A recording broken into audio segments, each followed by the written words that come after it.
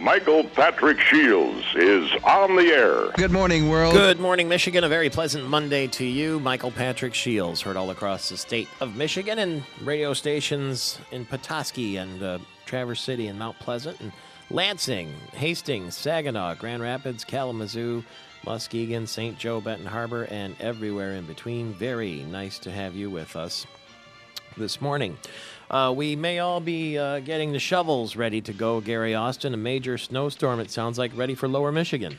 Well, I tell you what, you betcha. Have those shovels ready, snow blowers, the warm clothing, and for heaven's sakes, don't overdo it when you're shoveling because the snow could be really damp because it's not that cold. And when it comes down, it's going to come down in buckets, we're told, and that snow could be really heavy. And for example, mid-Michigan, boy, they're going to get hammered in this part of the state. By tomorrow night, as much as a foot of snow could be on the ground. Grand Rapids, Lansing, Kalamazoo, all looks like we're going to get that snow and freezing rain, too. It's going to start Tuesday night, continue through Wednesday.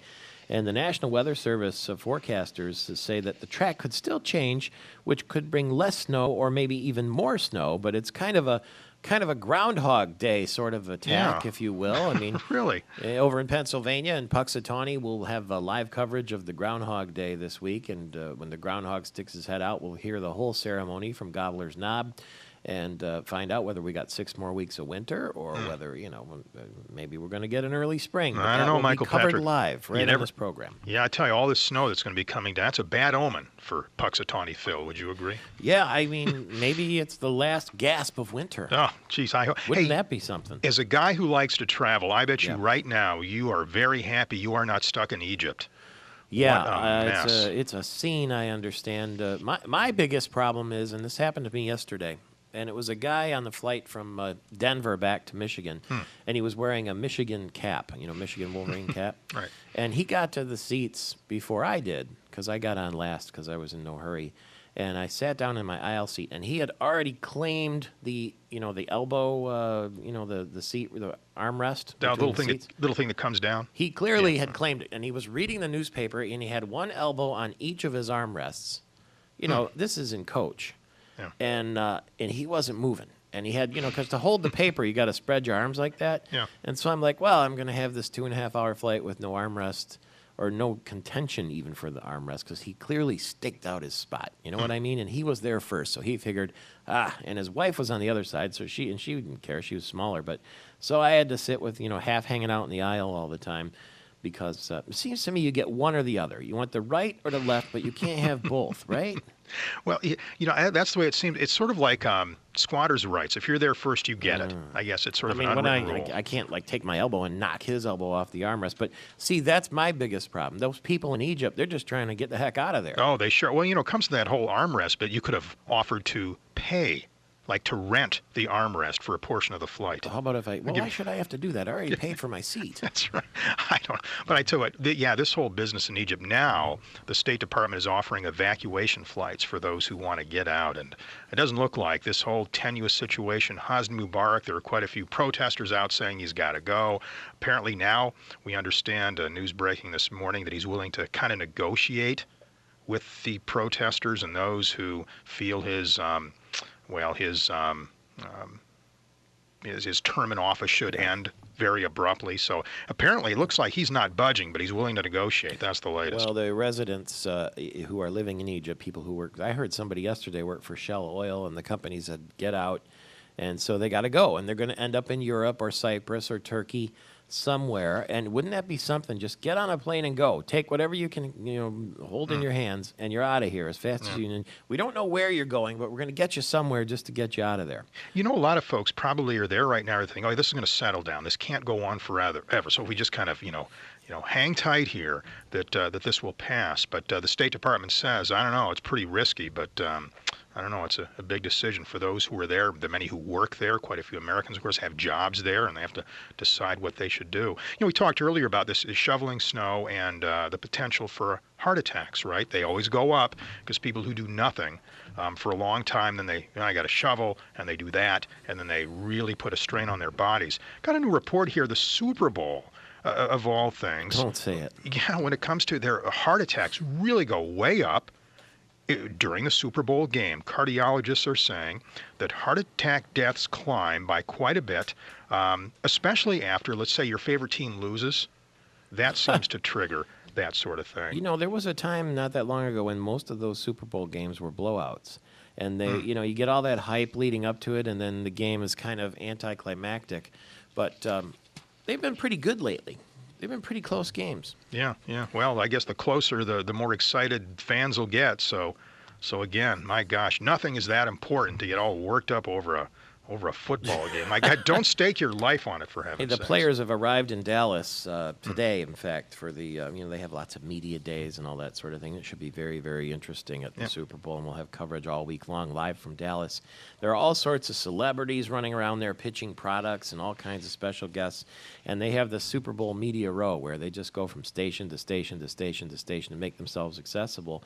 For instance, you might hire somebody like Jerome Bettis, the bus, who's been doing some TV work. In fact, he was on the Steeler team when they won here in Detroit just a few years ago. I'm not saying he's the guy, but they would take someone like that and say, make yourself available on Tuesday for interviews and mention, you know, Yankee Candles during the interview, whatever. So there's all kinds of, you know, this is an industry, the Super Bowl. Oh, it is. No doubt about it. Well, it's sort of like the I'm going to Disney World, right? Isn't that kind of what started it all, isn't it? They're going to do it again. I asked my friend Dave Herbst at Disney on the program, in fact, and he said, you know, yeah, sure enough, whoever they picked to come off the field and say, you just won the Super Bowl, where are you going now? So what in the world does Disney World? What does that cost Disney? I can't imagine. I don't know. With lots of money to put together, and then they hustle the person right over there. Yeah. Hey, talk about a lot of money. A sport of a different kind here. The Pistons, as we know, big for sale sign out front of the place. Yeah. And Karen Davidson, she's got to be discouraged, I would think, by these reports. You know, that team was valued at $479 million at one point, and she had a bunch of offers. Remember Mike Ilitch of Tigers and Red Wings fame. Yeah, he was interested, and but apparently nothing happened. But now the team is worth $360 million. So within a few months, the value of the Pistons has dropped considerably, and that's according to Forbes magazine.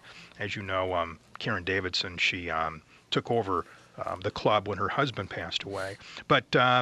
Bill Davidson bought that team for $8 million in 1974. I'm saying $8 million in 74. Today it's worth $360 million. Not as much as, not quite the $479 million, but considerably more than the $8 million Bill Davidson paid for the Pistons in 1974. Speaking of dynasties, Congressman John Conyers, the longest-serving African-American member of Congress, a storied politician from Michigan, from Detroit, says already he's going to seek another 2-year term in 2012. He's not ready to retire.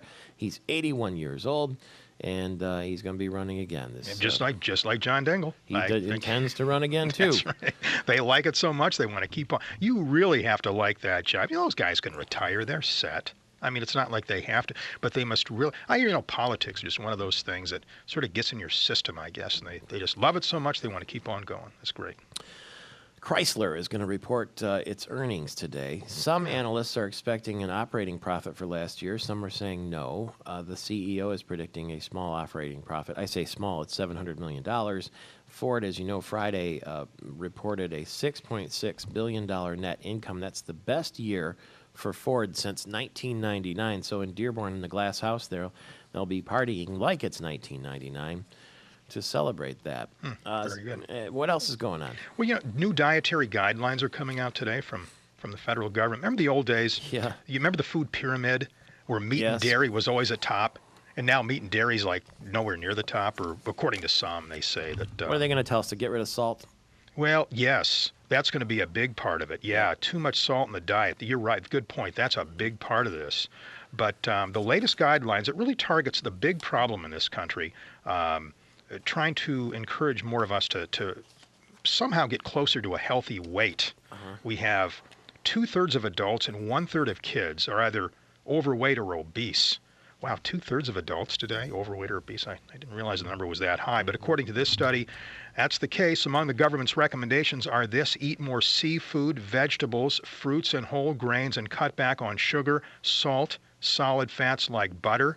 The new guidelines also encourage us to eat more of a variety of things, more of a variety of vegetables, especially dark leafy greens, red and orange veggies like bell peppers and tomatoes and beans. Yeah. So that's the latest from the federal government on this. Yeah, they like the idea of fish. That's for sure. Yeah. So, a 63-year-old man arrested with an alleged terrorist plot. He had some illegal fireworks at the Islamic Center in Dearborn. Yeah, he's from California, police say, and a car packed full of explosives, according to this.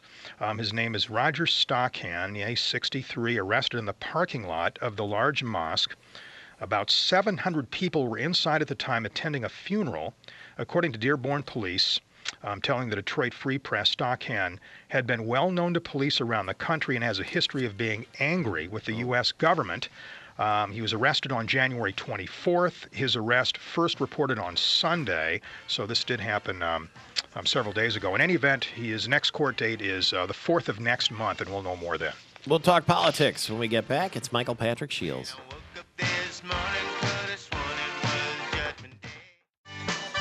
23 minutes after the hour, Michael Patrick Shields, heard all across the state of Michigan, with Kyle Malin, the editor of MERS News. You can find it at mirsnews.com. Good morning to you. Good morning, Michael. How are you? Obviously, you're very well connected with your iPhone, and I have my BlackBerry, and there were lots of buzzing and chirping going on over the weekend with this GOP convention and some polls that show some different bits of gossip here and there. How was the GOP convention in Grand Rapids? Well, our publisher, John Ruhrink, was at the convention Yeah. all weekend. And, it was a rally fest for Republicans. I mean, they just came off a great win as far as they were concerned. And it was kind of an opportunity for them to get together and celebrate one more time before heading into the 2012 campaign season, where the focus locally will be on Debbie Stabenow, the U.S. Senator, but also on Barack Obama and seeing what they can do to try and make the state go red in 2012. They picked a chairman, too, the Republicans did. Who is Bobby Shostak? He was the favorite, from what I understand. Yeah, the field was cleared for Bobby Shostak from the very beginning.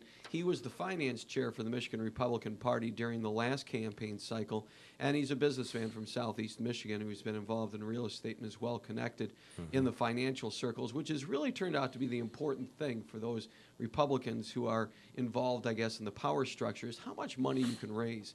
That's why Ron Weiser was so successful, or part of the reason he was so successful as the last chairman of the Republican Party is that he was able to get together all the deep-pocketed donors and put together a war chest of some $29 million. And to put it in perspective, in election cycles previous, if they've got 12, 13 million, they were very, very happy. They more than doubled that in the campaign cycle. Now, obviously, they had some political wins at their back that they can get to and point to as being a motivating factor or being a contributing factor. But by and large, it was because they had a lot of connections out there and they had a lot of sources to get money from. And that's where the Republicans are going this time, too. Ron Weiser is, I would say, probably a bit more popular being a former ambassador than Bobby Shostak. But Bobby Shostak still has a lot of connections, and they're very excited about what he's going to be able to do in this next campaign cycle. What kind of a guy is he? From everything we've heard, that he's a fairly nice guy, and he's pretty well connected out in the business world. We don't really know a lot about him because he hasn't done a lot of media interviews. Why not? That's a good question. I think that it was kind of a campaign strategy of don't implode. You know what I mean? I mean, when you have no opposition, when you've got Rick Snyder behind you, you got Brian Calley behind you, most of the establishment behind you, the only thing that you can do to lose it is to screw up somehow. And the only way to screw up is if you get in the media and you put your foot in your mouth somehow when you're not used to dealing with the media. So instead of training him or feeling comfortable that he could go out in front on a radio show or on an interview with MERS, he's been pretty silent until this past weekend when he's finally elected. We weren't able to get a chance to crack at him, did you? Nope. I mean, nobody was able to touch this guy. And so he went through pretty much the whole process of rallying support, making himself the inevitable nominee and the inevitable winner without ever doing a single media interview. He's going to want us eventually, though, right? Yeah, to a certain extent you would think so. But, think about this, too. Ron Weiser wasn't necessarily in the media all the time either. Not at the beginning, but eventually he surfaced. Yeah, when he did some radio interviews and so forth, but he didn't really draw attention to himself. You know how many press conferences Ron Weiser had? Zero. He didn't have a single one. He wasn't good at it either, though. I mean, he did do radio and television, but it's fair to say I think he's not good at it. He's not Saul Anousis. No, he's not. I don't think he thought that was where his energies needed to be anyway. And so they kind of went without kind of a spokesman until, Saul Anusis became the national committee man, and they were like, hey, Saul, why don't you give us a hand? You're good in the media stuff. You can be kind of a spokesman for the party, too. Governor Snyder, 43% approval rating. Do you think that's high, low? What do you make of that? Well, I think, isn't it 57 or 58, 59? I think 43 is maybe kind of the rock solid, like, super support, right? Well, it says after 3 weeks in office, Michigan voters giving a thumbs up to Snyder in a poll conducted this week after the State of the State address. He got 43% approval rating. Job approval rating. Yeah. Oh, I'm not familiar with that number. That would seem a little low. I mean, because if you look at it historically, the first few weeks in office for a new governor, it's usually over still 50% because the honeymoon period is still well in effect. It's not until after their budget is, released for the first time in mid-February when voters get to see how you really want to slash the budget that the numbers start to shrink a little bit. But he hasn't done anything yet. Maybe we're just suspicious, or cautious. We're not ready to be too excited just yet. Well, and that's probably a good thing too. But, it's usually that first budget message you get in there and people are like, It's funny. It says that John Engler went into office with an approval rating of only 35%, but nevertheless got elected, and he left with approval rating of only 47% after 3 terms. Yeah, the thing about John Engler is that he wasn't necessarily likable. But what made him so darn effective is that people knew he was good at his job. I mean, you can approve of somebody and say, yeah, you know what, we'll continue to have this person in the job because they're better than the alternative of, let's say, Jeffrey Feiger or something like that. Yeah, all right. But that doesn't mean we really liked him. He was just good at what he did, and so we'll go ahead and keep him in office. And I don't know if Rick Snyder's going to end up that way. He's a lot more likable than I think John Engler You can was. find a lot of people around the Capitol when they talk about the Engler years, and they have a story of how, he roughed him up a little bit. Yeah, but there's always an admiration. Even the Democrats admire about how he was able to get stuff done. Yeah. Because he always had different plans going at the same time. He would move something, but it wasn't really to move that something. It was to move the other thing on the other side. Or he would ask for 5 loaves, when really the only thing he really wanted when it was all said and done was the 2 loaves. But he asked for the 5 so that they could cut it in the middle. It was that kind of scheming, and he was always thinking about that kind of stuff, which, just admirable. Governor Snyder was in the seat you're in last week and talked about the same thing you talked about in the State of the State address, and that is the pricing law, where we have a sticker on every single box, and we're only one of 2 states. Anyway, I asked him about that, and now that bill has been introduced, as I understand, and maybe it will go forward. Here's what Governor Snyder said. Yeah, I mean, in the old world, that was what you needed, because that's how people, when you went to the cash register, knew what the price was. But if you look at it, that changed with scanners and everything else, and Michigan's only one of 2 states in the entire country that is doing that anymore. And if you think about it, it's a cost to consumers, because if a price change goes on, whether it goes up or down, they have to go back and remark all those, and that's a lot of labor. That's a lot of cost. And that comes out of the consumer's pocket. So this is an example of your extra sensitivity to the plight of the small and large business person, then. Yeah, well, and ultimately the consumer. It saves us money when we're out shopping. And I had a few people make comments about, they were concerned to some degree, and we have to be careful. That's why you need good protections to say they have to label it right, and the scanners have to display what's being bought. But if you do that, I think you're in good shape, because people would say, well, I'm going to miss them. And I say, well, when you went out of state and you went on vacation and you went shopping, when you bought stuff, did you all of a sudden go, I'm outraged, there are no stickers? And it's like, no, I've never even thought of that. It's Representative Lisa Posthumus Lyons of Alto that apparently is introducing the bill. She says that even the Attorney General, Frank Kelly, Kelly Cawthorn now, he says, its time has come. And he was the one notorious, wasn't he, for pulling into a store and checking to make sure, all on his own. Yeah, and you know what? The Attorney General's office has been periodically doing that. I mean, the enforcement has kind of dropped off a little bit. Mike Cox, the last Attorney General, actually had a crackdown somewhere in his terms somewhere to say that he was looking into it. And, that's kind of been a platform for Attorney Generals in general. That was pretty good, Attorney Generals in general. Yeah. But, I think the argument can be made that with technology that the time has come for it to be phased out. But, think about it from a consumer standpoint, too. I mean, how many times have you gone into a store and there's been a little sticker on there, and you brought it up to the cash register and it rang up higher than what you had? Now, there's a bounty on this. I was reminded about this over the weekend. I'd forgotten about it, but my brother's father-in-law, who's been in retail for years and years and years, reminded me that there's a $5 bounty every time that you pay for something, and the price that rung up is more than the price on the sticker, and you actually paid for it. You get $5 every time you catch a store. I never knew that. I never knew about that either, but he said he got a whole case of wine like that for $2 a bottle because he went and cleaned the whole thing out and then went up to the store and said, hey, like, you charged me. All right. Yeah, you charged me $2 more for each bottle. So anyway, I don't know how many people actually cash in on that, but I think usually 9 times out of 10, when there is a mistake made at the cash register about the price and the discrepancy, it's usually the store is getting the better end of it unless you catch them, because prices usually always go up. They don't go down necessarily, right? And so, I understand what Rick Steiner's saying here, but really the benefit here on the item pricing law is the stores, because they can pare down their staff and they can get rid of that one person whose job it is just to retag everything. And so you can argue, well, maybe the store is saving by not having to hire that 1 or 2, staff people who's in charge of taking the gun and just going crazy on it. But I don't know. I mean, are we really going to see the $2 billion or million? You see that study that was done that show that we're actually going to save a bunch of money on this? I don't know if that's true or not. Looks like Pete Hoekstra and Terry Land test very well against Senator Stabenow on a potential Senate. I mean, those are just 2 names, but what do you think?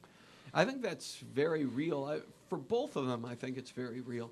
I mean, both of them are from West Michigan, which, of course, is a lot of conservative Republican votes. But they're also well-known statewide now, too. Pete Hoekstra went around the state, ran for governor, did pretty well.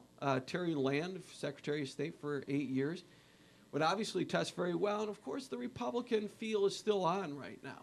They did so well in 2010 that there's still a little carryover yet. People aren't sick of them yet because they haven't screwed up quite yet. And so the numbers are going to look really good. I think, though, Debbie Stabenow this year is going to be a little tougher maybe than she was in 2006 when she ran again. I think she's upped her presence a lot more. I think she's been a lot more vocal. And now she's in a very powerful position as the chair of the Agriculture Committee, so she can actually get herself in the press a lot more and make a bigger name for herself. I think it's going to be tough. I know the polls show right now something, but I mean, for crying out loud, it's 2 years away. Doesn't really mean a heck of a lot other than to show where's your name ID right now. Then we won't bother mentioning that Mitt Romney is the favorite in the Michigan presidential primary. Oh, God.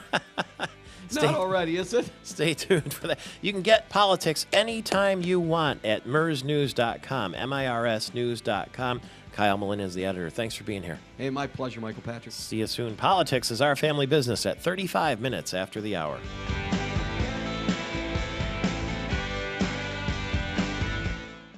Politics is our family business. Let's keep on that vein for just a moment, if we can, with John Truscott from the Truscott-Rossman Group. He was Governor Engler's spokesperson. We were just talking about Governor Engler for 3 terms. Then he ran the DeVos campaign and the Hoekstra campaign. He's with us this morning from Lansing, I presume, the state capital. His office looks over the dome, in fact. Good morning to you. Good morning, Michael Patrick.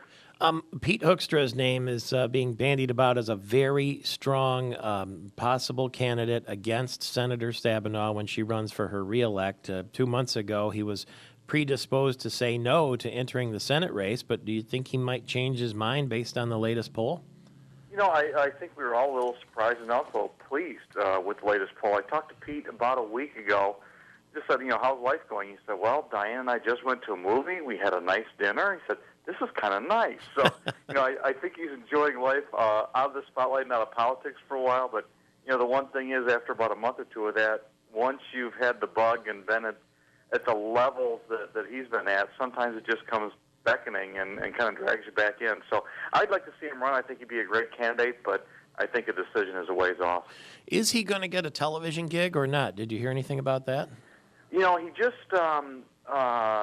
joined a law firm in D.C., and I can't remember the name, but it's the one that Speaker Hastert is with. Mm-hmm. Very, very large, very reputable, great firm. the TV stuff hasn't worked out yet. I mean, people are still calling and he's still talking, but nothing's been worked out yet. Yeah, I would have thought maybe he would have had a television gig before Governor Granholm, but, maybe they're just crossing I's and dotting T's. And so does that mean he's going to be splitting his time with West Michigan and Washington since he joined that firm, kind of how Governor Blanchard does? Yeah, I think so. His base is definitely West Michigan. He does not. He has never moved out to Washington and never spent more time than he had to out there. But clearly, with his contacts and his knowledge base and things like that, I think going back and forth is probably something we'll see him doing quite a bit of. So his numbers there are pretty good. It would be it's within almost the margin of error if he runs against Senator Stabenow. And speaking of West Michigan, Terry Lynn Land was also tested in this research that I'm looking at by the Sterling Corporation and Wilson Research Strategies, and she's pretty tight there too. She would have a decent chance according to this poll. Yeah, I think what this exposes is that there's Senator Stabenow has some vulnerabilities, and it'll be up to the Republicans to exploit that and take advantage of that. The election day is still a long ways off. A lot of things can happen, but what it says is that with the right campaign and the right funding, this is a winnable race. The point of it is, yes, that Senator Stabenow is vulnerable. That's the conclusion that this study shows. It also talked about the fact that former Massachusetts governor, Michigan native Mitt Romney leads the likely field for president, at least in the Michigan primary, the Republican primary. I guess that's almost not worth talking about at this stage because we don't have a full field of declared candidates or any declared candidates, I don't think. We don't, and I think things will shift around in that race, the presidential primary race. But Mitt Romney is obviously well known, had a very strong organization in Michigan, ran a very Michigan-based campaign. The family name in Michigan certainly doesn't hurt. There are a lot of people, especially people that remember his father as governor, that have an affinity for him. So I would think that he comes into Michigan with a very strong advantage, and then he just has to build on it from there. But again, the field has to shape up. We have to know who else is in, and the one thing, I think the field will be full, and we've got a lot of great candidates on the Republican side, and it'll be a very, very robust, very active primary campaign. Mitt Romney, some people say, is damaged because of his role in the health care situation in Massachusetts, that it was too similar to the health care reform that President Obama pushed through. I've seen and read some of his material on that talks about how different his plan was. It was not a kind of a command and control sort of thing. So I don't think that will be a problem long term. It's just kind of a minor speed bump that he has to get through and explain the issue. Going to have to get it debunked somehow, and that's the kind of thing that you and Kelly Rossman do at Truscott Rossman Group. You take a potential negative and either explain it or turn it into a positive. If you were Congressman Mike Rogers right now, would you run against Senator Stabenow, or would you look at the presidency? I think he's happy right now being chair of the Intelligence Committee. That's a pretty busy job. But it's also right it's a good launch platform, isn't it? It is. He will get a lot of FaceTime on the news. I saw Mike last week, actually, and talked to him, and he's really starting to enjoy the role as chairmanship. But we will see him on TV a lot. America will get to know him very well and learn what a great member of Congress he is and how sharp he is. I would say the sky's the limit after this kind of post, but I think he's so busy concentrating on the job at hand, I don't think he's looking at anything further at this point. Congressman Conyers and Congressman Dingell have both announced they're going to run again, those Democrats from the Detroit area and Ann Arbor. Conyers is 81 years old, and does that surprise you? Those war horses won't give up the ship? It kind of does surprise me, but there are some members, and whether they're from Michigan or, we've seen it from other states as well, this is their life. It's all they know. And if they left and went home, they wouldn't have anything to do. So, I think this is, being a member of Congress is such a grind as far as your schedule, as far as what they put you through. But these guys love it. It's what they know and what they've been doing for virtually a majority of their lives. Yeah. So I guess why not? All right. Thank you very much for the chat. See you downtown Lansing and across the state, too. They have business in Grand Rapids and Detroit, all over the state. John Truscott with the Truscott Rossman Group at 14 before the hour. We'll talk to some folks who just got back from Egypt, and they're safely in Grand Rapids as soon as we get back. It's Michael Patrick Shields.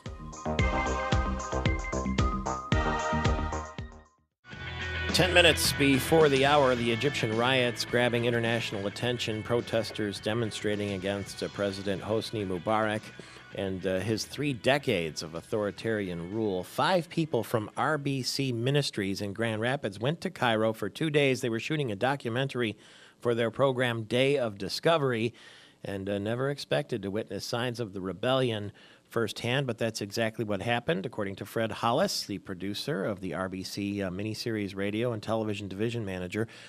Welcome to the program. Well, good morning, Mike. Good to speak with you. You're back safely in Grand Rapids now, then, are you? Yeah, and what a privilege compared to what's going on for some friends I now have over there in Egypt. Yeah, the airport apparently is an absolute scene of chaos as people are trying to get on chartered flights to get anywhere, Cyprus, Turkey, Europe, you name it. Tell me your entire experience. What happened? When did you first start noticing trouble, and how did you get out? Or what was your reaction? Well, when I first went in, we were kind of caught off guard the day we arrived. The morning we arrived late at night on Sunday before last, and my camera was impounded. And I've worked in more than 60 countries for over 27 years. We had worked with the Egyptian government for months in advance, and suddenly my camera cannot enter the country. And I thought, well, this is very odd. Mm-hmm. But I've always learned to stay the warm and friendly American, not the ugly one, and to keep things up. So I said, okay, we'll come again at this tomorrow. And the next day, our crew divided up in half, with half of us going to the airport, working with customs, and half of us going to all the various offices for approvals for what we were going to do, where we were going to go. For the airport, it was just, I was in phone contact with them throughout the day, and it was just not going to happen. That camera was not going out no matter what we did, and I thought, now that is strange. Yet at the same time, I'm going to all the offices, Antiquities, the city office, the government office, the press office. I'm going, 2 hours per office all day. And I'm getting my permissions, and everybody is working with me. But I'm beginning to notice things are heavy. I can't go anywhere without a press escort, a police escort, and my host, tour land operator. So I've got these 3 Egyptians that have to be with me all the time. I'm in public. So I thought, well, that's interesting. And as we worked in each office, I would go to one office, and most people in most offices are still pushing paper. And I thought, wow, I got to take myself back to like 1980 here. What's it like? I began to notice people working it felt like there was like 8 people to one job. So you divide a job up 8 times, and then getting a decision from anyone was just taking forever, because they would all have to talk to you, meet in huddles. You talk to someone else, they meet in a huddle.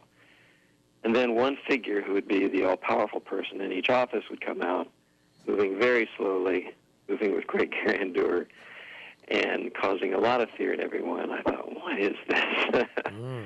But the people I got to know that were with me, there was Islam. He was a Muslim. He was from the press office, young 20-something. He was warm. He was glad we were here. He's looking to build international relations with his country. He wants me to have a great experience and come back. There's Wessam. He's an evangelical Christian. He's studying at some seminary in Florida online. There's Bessam. He's in charge of Antiquities. He's a Coptic Christian, more in the Catholic line. So I had a mix of these young men, all with young families, all with cell phones and internet, and you just got a sense of a younger generation rising in this old, outdated world that was heavy. When did you first notice any visible protests?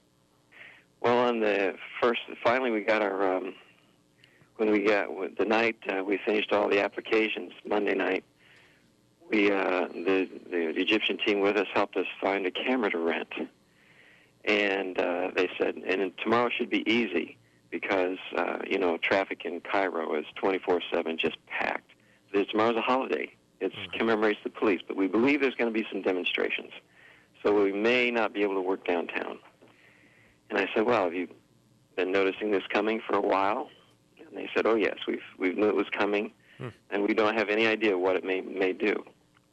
So the next day, we're shooting, and I'm out at the pyramids. I'm at different places in the city. I'm at a grave site where I have to work for the at the British Museum, it's a British place.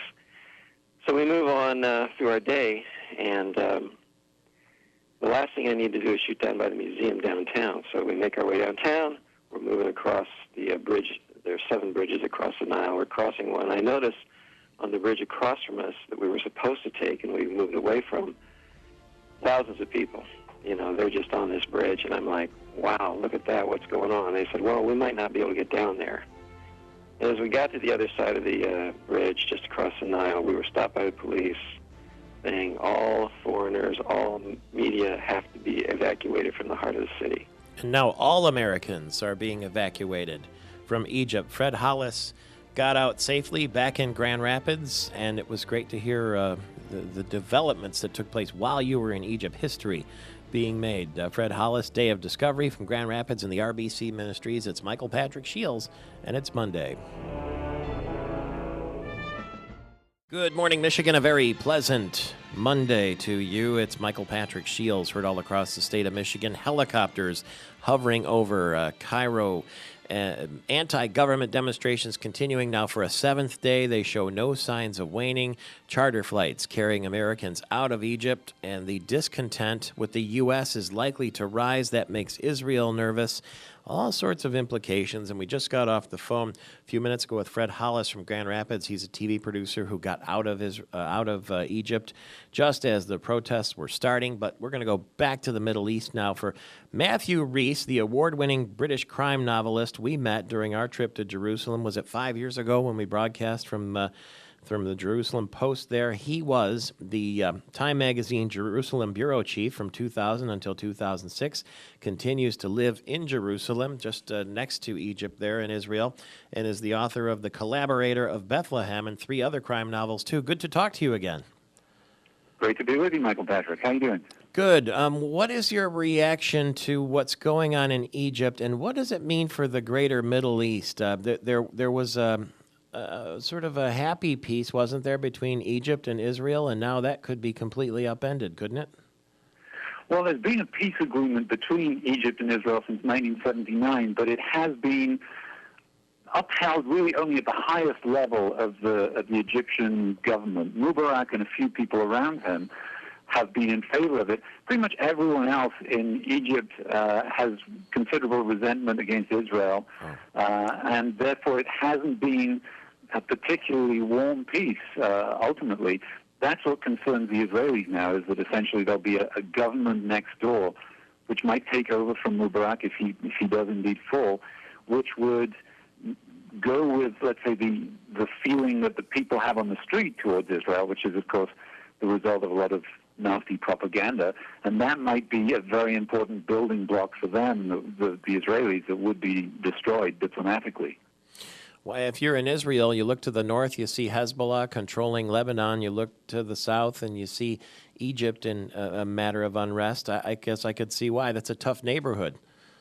Well, and in fact, also then to the east, you have Jordan, which has another peace agreement with Israel, where there have been smaller riots against the government.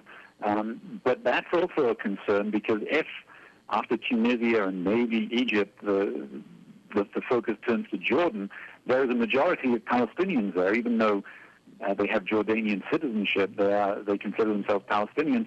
That would make Israel feel surrounded, of course, by hostility again. Mm-hmm. What do you think is likely to happen in Egypt? I think it's quite likely that Mubarak will try to cling on. You know, he's already tried to assuage the demonstrators by saying, okay, I'll have a vice premier, and then he named his intelligence chief vice premier. Now he's saying he's going to have a prime minister. No one who's involved with these demonstrations is going to be fooled by that. It just means Mubarak with a smiley face. That is going to lead to continued demonstration. There's calls today for a 1 million-man march tomorrow.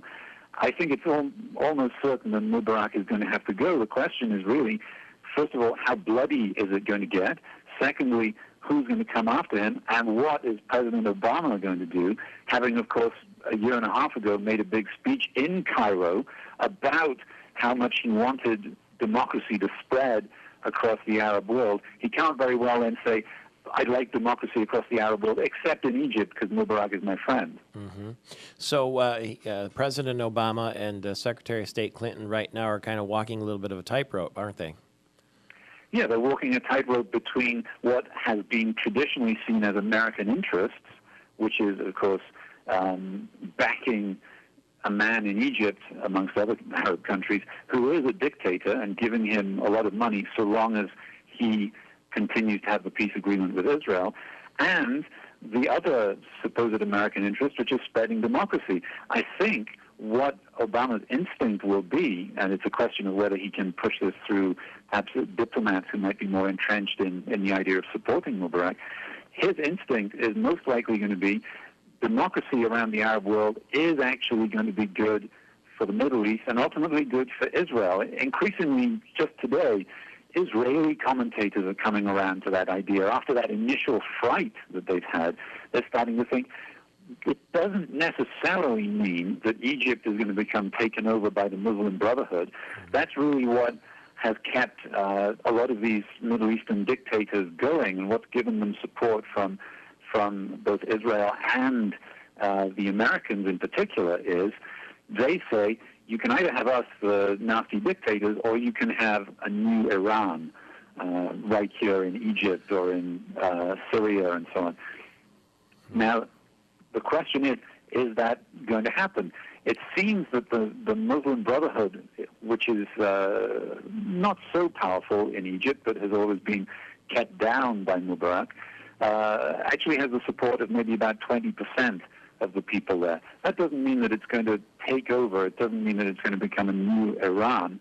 There's a likely face of a new government is Mohammed al-Baradei, who used to be the head, based in Vienna, of the Atomic Energy Commission. And essentially everyone in Egypt is now saying that Mubarak should go. It doesn't mean that they're saying he should go and be replaced by an Islamic government. So I think ultimately Obama is going to have to accept whatever these different Arab countries decide, and he should do it without fear that it's going to lead to essentially the export of Islamic revolution. I think it would be very unlikely that it would. Could it work the other way around when you mention Iran? Could the people of Iran see what's happening in Egypt and get inspired themselves again to rise up? I think it's unlikely that it's going to happen there right now, simply because of the extent to which the regime did crack down after the riots that they had there last year, after the elections. But nonetheless, it is something that's bubbling there. There's great concern almost across the entire Arab world, because the median age of most of the populations is in the mid to low 20s. In other words, most of the population is very young and is very much discontented with unemployment and so on. Just today, the Syrian leader, Bashar al-Assad, said the reason for all this trouble in Egypt is because the Egyptians were close to the Israelis, and the people of Egypt didn't like that, and therefore they rose up. Well, that's, of course, nonsense. The reason the people of Egypt and the people of Tunisia rose up is because they had very, very poor economic conditions. People in Egypt live on $2 a day. And when so many of them are below the age of 25 and have no prospect whatsoever in life of earning even $2.50 a day, therefore they have no reason to not to take it to the streets. And I think it's most likely that we'll see, if Egypt goes, a couple of other less wealthy Arab countries, in other words, the ones that don't have oil, perhaps also tipping over into, at best, democracy, but of course, at worst, as you mentioned, the possibility of the kind of democracy that they have in Lebanon, which is rather dominated by Hezbollah, the Shiite Muslim fundamentalist group. What is your latest book?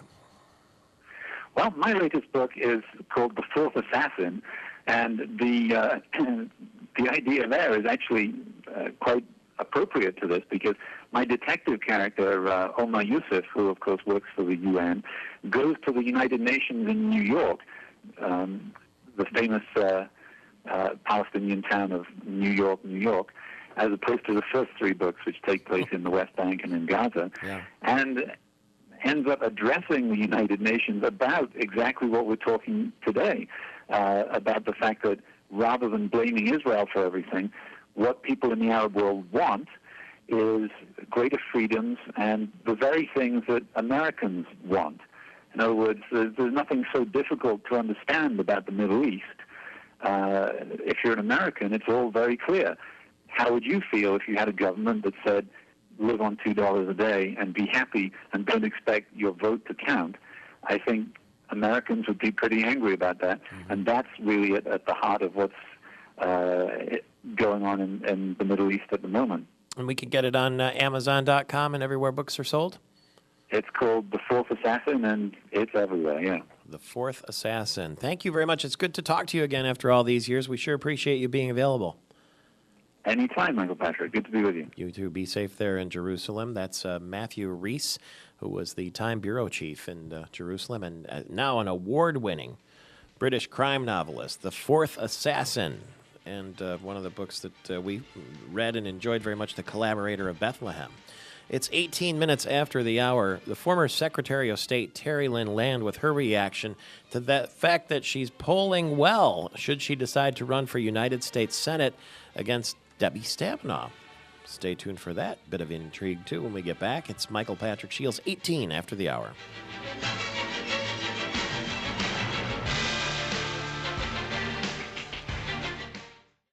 Well, you needn't guess, because you know her, and we're lucky to know her, too. Terry Lynn Land, the former Secretary of State, the Republican from West Michigan. Good morning to you. Hey, good morning, Michael. How you doing? Good. I see there was a lot of sort of gossip going around the GOP convention in Grand Rapids this weekend about how strongly you would fare if you decide to run for United States Senate against Senator Stabenow. The research that I have read says that she's vulnerable and that you're just about within the margin of error if the election were today. What was your reaction to that? Well, yeah, I'll tell you. People want change, and at the convention there was a lot of discussion on that. In fact, even within our own party, a lot of district chairs are new. We've got a lot of new people in leadership in our party. We have a new party chairman, Bobby Shostak, and people want change, and that's definitely coming across. And so, yeah, it's kind of surprising, actually, to be honest with you. You think an incumbent after a few years would be pretty steady, but coming in under 50% shows that people are not happy, and as we've seen in the last election, they made their voices heard. Bobby Shostak, Kyle Malin was here from MERS News with us a little earlier, and he said basically that Bobby Shostak's been flying under the media radar because, you know, the path was cleared for him to become the new chairman, and he didn't need to talk to the media because all he could do is go, you know, put his foot in his mouth or something like that. So he stayed away from the media for now. Do you think he will surface to become more accessible now that he's the GOP chair? Well, he had a challenge. There were a few folks that were looking at running, and he did the work that was needed to do. He went and talked with them. He talked to the people, told them what his vision was for Michigan and what he wanted to do for the party, and obviously he was successful. And in a party race, as with both parties, the Democratic or Republican Party, the people that matter are the voters at that convention. So don't take it personal, Michael Patrick. He was trying to get some votes, but now that he's got the chairmanship, he will be out there. He'll be talking to folks. He'll be talking to the media because he has to carry our message of lower taxes, less government, and getting our country back in order again. Can you tell me what kind of guy he is, Bobby Shostak, and why he's was the obvious choice to be the new chair? Well, one of the things that he had done is he'd raised a lot of money. He worked really hard with Ron Weiser to get the resources needed to win. As somebody who's run statewide before, when I ran, I had to marshal my own resources to run the first time, and I'll tell you, he was there to help Ruth Johnson and to help Schuette to get elected so that they could have the resources needed to get on TV and do that. And And that's great and wonderful. And being able to do that makes a difference for the party as far as it goes across the state. So he did that. He was out there working with the grassroots. And now that he's chair, he's very dogged. He's very hardworking. When he's on a mission, he's right there. So I think he's going to do a great job. So let's get back to it if we can for just a second here. Are you thinking about, maybe running for United States Senate? Well, there's a couple things. Last year was a little painful. We had a lot of folks in the primary, and I have nothing against primaries. I've had a primary every time I've run. But this is a little different. The governor's seat was open, and there was a clear vision for what people wanted from their elected officials to win that, to be governor, and Rick Snyder won that. But this is running with an incumbent, and that's a little different. And so one of the things I'm doing is I'm talking to Pete Hoekstra, Congressman Hoekstra, because he's interested in running and seeing whether he wants to do that or not. I've talked to Tim Louiette from the east side, from Dura, who's talked about running, and talked to a few other folks. And I think it's important that we look at who would be the best candidate to win this Senate seat. And so it's a little different than the governor's race, and I'm going to be talking to everybody. And obviously, I'd be honored to serve in the U.S. Senate. It would be a privilege and an honor to do that. But if one of the other candidates looks like they're pretty strong, I think that's what I have to look at. So if, rather than have some kind of a bloody primary, the GOP would just as soon get together and cobble it all out and decide who would be strongest and put all their resources behind one candidate? I don't want to speak for everyone. I'm speaking for me. Yeah. And like I said, I've had primaries. I'm not against primaries. In fact, my husband kind of laughs. He goes, every time you get in a race, Terry, there's like 14 people. And I go, well, But I truly believe this time, after having been through this with the governor's primary, that we need a conservative. I mean, this is very important. It's about the votes that happen in the Senate. It's about our country and what direction we're going in. And it's critical that you have someone that understands that. And, of course, running with a U.S. Senator that is there already, you have to have a strong candidate and a strong team to support that candidate in order to win. Last election was great for us, but we can't promise that it's going to be that way again, and for the next one in 2012. So we have to really marshal our forces and make sure that we're together on this.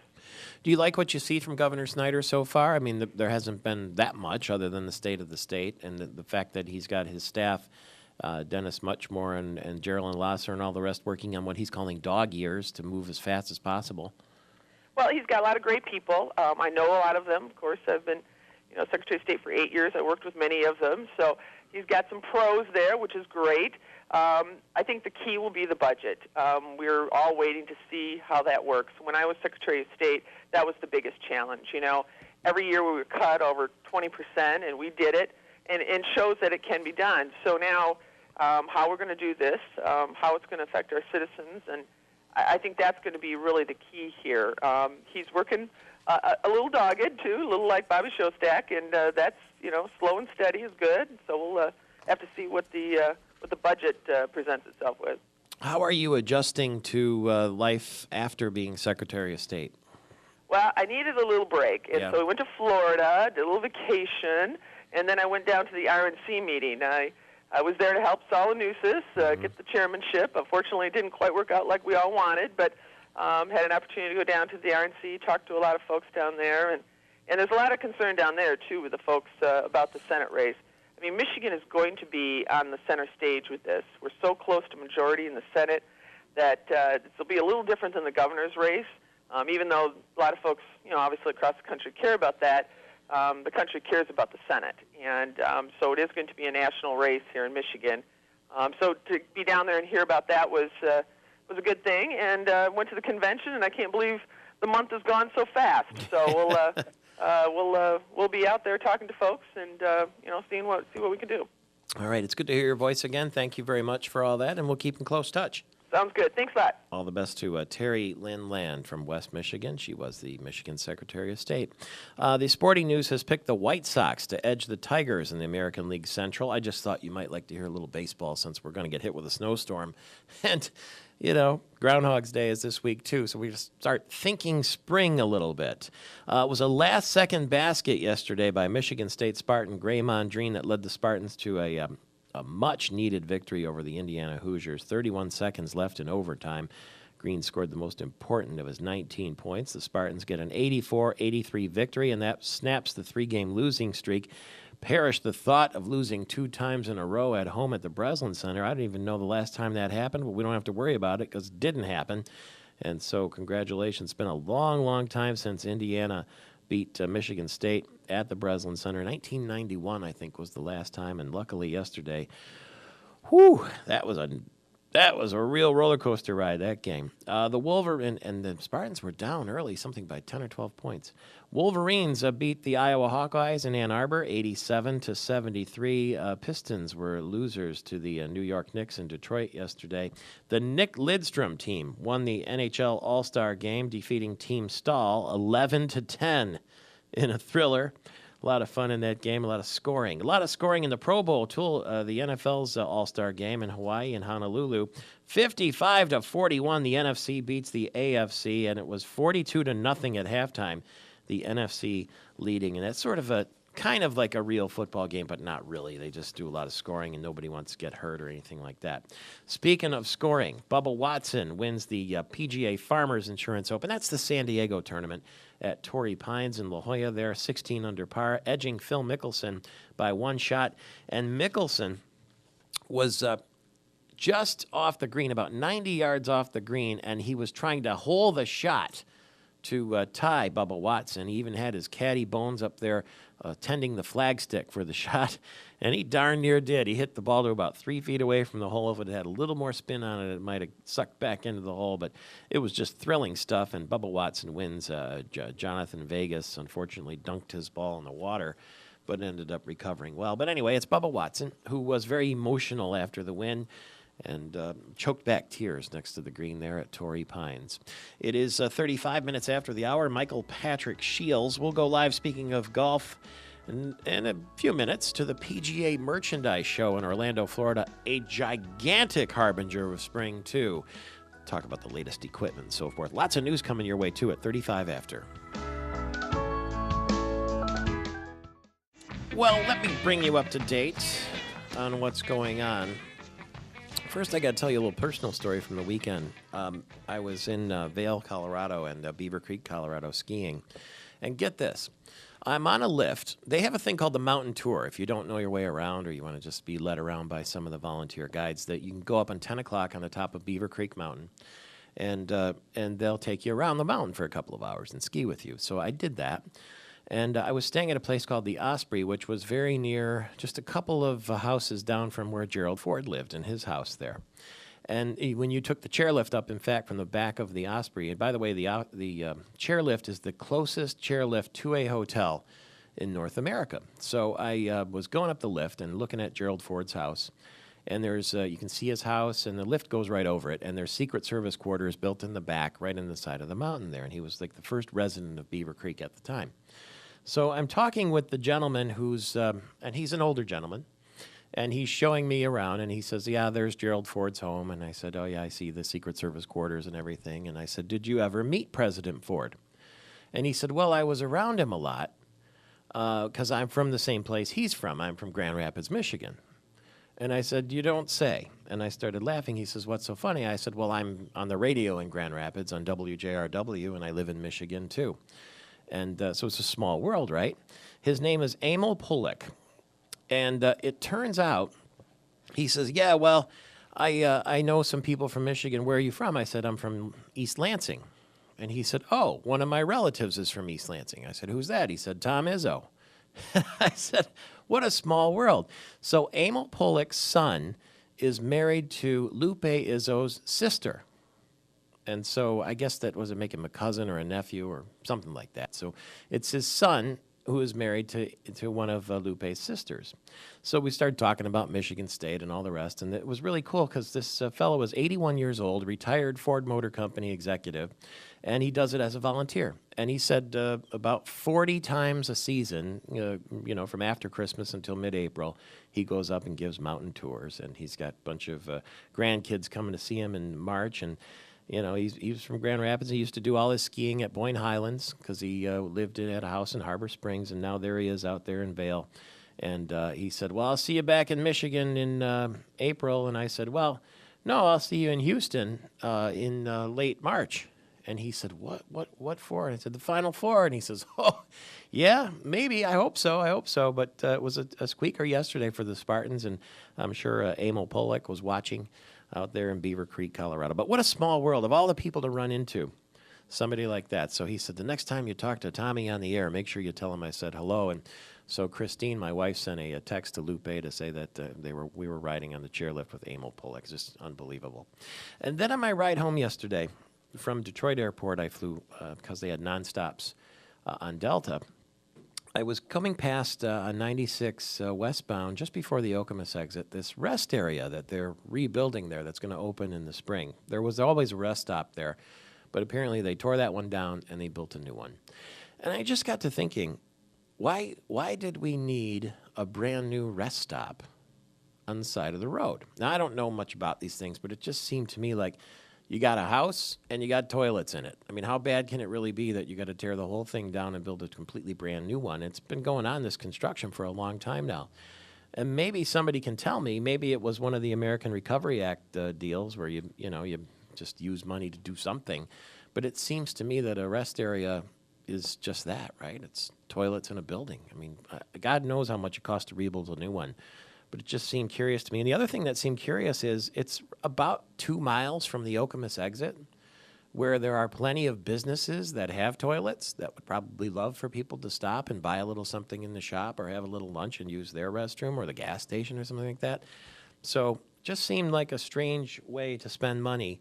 But then again, I'm not an infrastructure expert or anything like that, and obviously trucks have to pull in somewhere, I guess. But how nice does a bathroom have to be when, after all, it's just a bathroom? 888-900-9966 is our number. 888-900-9966 is our number. It was a good pleasure earlier this morning to speak to Fred Hollis from the Grand Rapids area, the RBC Ministries Radio and Television Division. Day of Discovery is the show that they make, and he was in Egypt with a crew when the demonstrations started going on. He got out just in time and is safely back. Now, people are flooding the airports in Egypt trying to get out on charter flights, but they made it back okay. And he said that they were shooting. They were driving into the city. They shot at the pyramids and everything else, and all of a sudden they saw thousands of people across the bridge, and they said, uh-oh, something's up here. Anyway, we know what's up now. Egypt's in total unrest, and there is supposed to be a million-man march, we heard tomorrow, from Matthew Breeze, who is in Jerusalem and was the Jerusalem bureau chief. We talked to him a little bit earlier this morning, live from the Middle East. So that's what's been going on this morning. I gave you the sports a few minutes ago. We're looking at a snowstorm possibility. It happened Tuesday afternoon and through the night. Could be a foot of snow, could be freezing rain. That all could be coming our way on this Groundhog Day. Oh, and that's not Groundhog Day yet, but it's this week. So we're going to get Mother Nature giving us a blast of snow and maybe a good forecast from the groundhog. It's been a long time since we had an early spring, and it's a late Easter this year, too. So stay tuned this week, and we'll have live broadcast too Thursday from the Grand Rapids Auto Show at DeVos Place. So it's a big week. Groundhog Day, the auto show, snow heading our way, and much, much more. It's Michael Patrick Shields, 14 now before the hour. We'll warm you up with a little trip to the PGA Merchandise Show in Orlando, Florida when we get back. The latest equipment and gadgets and so forth at 14 before the hour. The Senior Skins was on yesterday, too, from Kaanapali in Maui. That warmed me up, and we'll chat with you in just a second. 10 minutes now before the hour. You can always reach out to us at 888-900-9966. That's 888-900-9966. We did get a message. You can get us, too, at MichiganTalkNetwork.com. There's a website there, web address. It's mpsbigshow@aol.com, and we have a Facebook page as well. But we got a message this morning from Susan, who said she's often traveling back and forth between Grand Rapids and Metro Detroit, and she's the exact same thought every time she goes past a rest stop under construction.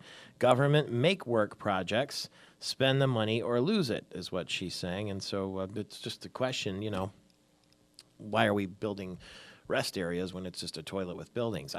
Maybe there's obviously an element that I don't understand to it, but it just seems kind of, I don't know, do we really need to spend money on that? But I'm no expert.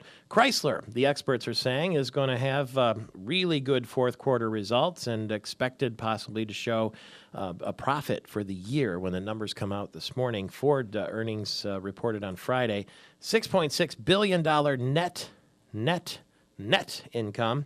That's the best year for Ford since 1999. So at Glass House, can you imagine Alan Mulally and everybody when they got the news that it was a big year? They were partying like it's 1999, probably dancing on the roof there in Dearborn along the Southfield Freeway, Michigan Avenue, that big green glass building, playing the Prince song, blasting out of the office there because it's the best year for Ford since 1999, and good news for them. Governor Snyder has called for the elimination of the pricing law, and now it's Representative Lisa Posthumus Lyons of Alto who says, let's make it formal. Even the former Attorney General Frank Kelly, who's with Kelly Cawthorn now, pushed for the bill in the 70s, but he said it's time to get rid of it. Not every single thing you buy in the store needs to have a price tag on it. A Southern Michigan police officer facing drunk driving charges for driving drunk while on duty. Todd Lewis is his name. He was charged last week, 44-year-old part-time officer in the village of Burr Oak, and drove his police car off the road and into a ditch and wouldn't take sobriety tests. He had been a police officer in Flint and was hired in Burr Oak in April 2010. 7 minutes now before the hour. Wall Street watching events in Egypt nervously this week. They fear the unrest will spread to oil exporting nations in the Middle East. The stocks were down. The Dow was down 166 on Friday. So what about the economic recovery? What about the possibility of rising oil prices?